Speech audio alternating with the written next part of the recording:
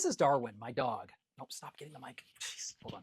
Darwin, sit still. All right, let me put my mic over here. Oh, it's still up it. There you go. All right, let's try this again. This is Darwin, my dog. You'll notice he's a small dog. I don't like small dogs. Not because he's not sweet. He's very sweet. And he's a very good boy.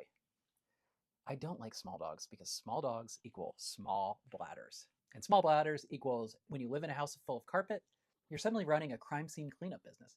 So here's the thing. Darwin was not being bad. He wasn't trying to disrespect me. He wasn't waking up like, how can I ruin this man's day? He just has a tiny tank. And my family doesn't have time to let him out every 45 seconds. Right? So we had options. We could yell at him. We could punish him. Stop.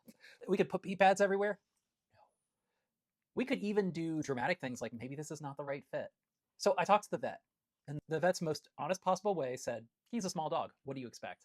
And that's when it clicked. The problem wasn't Darwin's attitude. The problem was the environment we had set up. We built a life that required him to hold it longer than his body can hold it. So I stopped micromanaging the dog, and I changed the system. I put in a doggy door.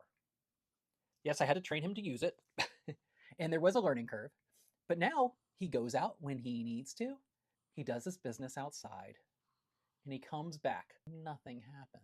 And guess what? He's happier. I'm happier. The carpets are happier. Now, the workplace part of this, sometimes somebody poops on the rug at work, metaphorically, of course.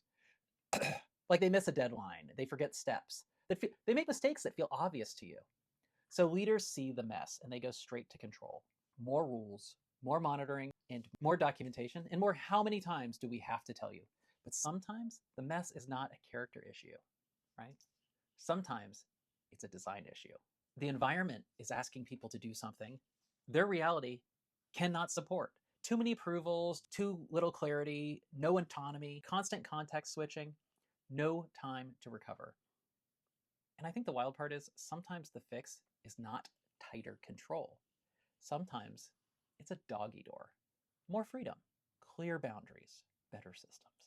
A setup that lets people do the right thing without begging for permission every 10 minutes. Okay, to be clear, I'm not saying treat people like dogs. I'm saying this. If someone keeps failing in the same ways, stop only staring at the mess. Look at the setup. Because a lot of the behavior you hate is the system and an environment you control. I'm Ryan Salestead, and I believe successful leadership does not happen at the summit. It happens when everyone makes it home safe. Follow for slightly unhinged, neurospicy leadership takes from pop culture to workplace culture. Is that good? Oh, God.